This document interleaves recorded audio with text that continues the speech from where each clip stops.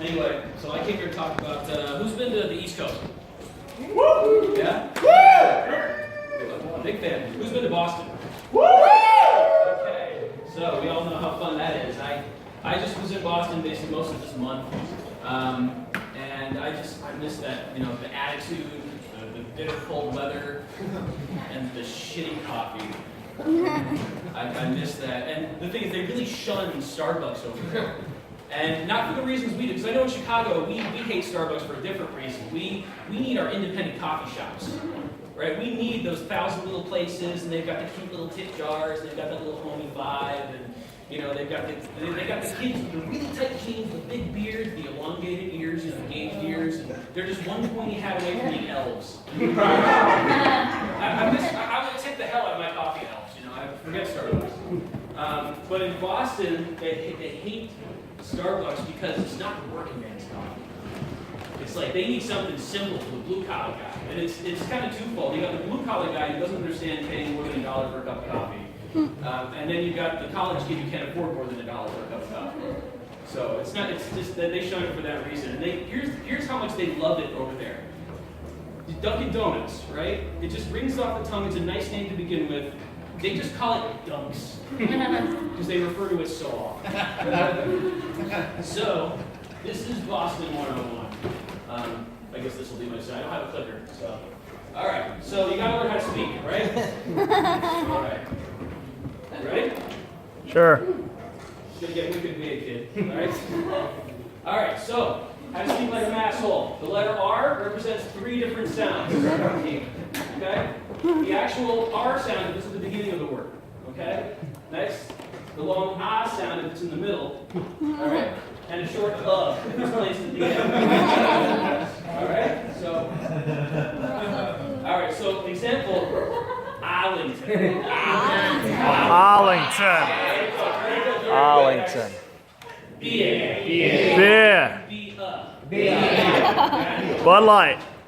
Rhoda. So the R at the beginning, the I at the end. Rhoda. Next one. Arana. Alright. Wicked pissin'. Wicked pissin', kid. Alright, very good. Alright. So the word wicked is an adjective. It can be applied to anything.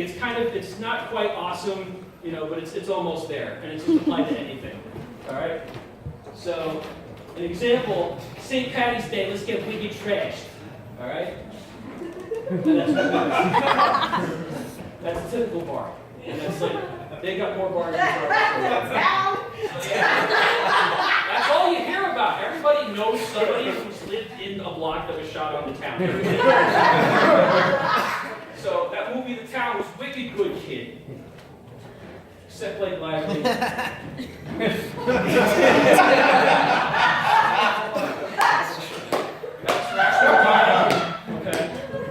Yeah, you don't need to be that offended. I'm sorry to say that shit. Next. Alright. Don't bother pronouncing the letters in the middle of the word. The exception we are, because they really got to hit that hard. Right? Just a few in the beginning and the end will do. This is important later. Alright. And you can call anyone kid. You can call anyone kid, including your grandmother. Alright. You want to try some street names? Let's do it.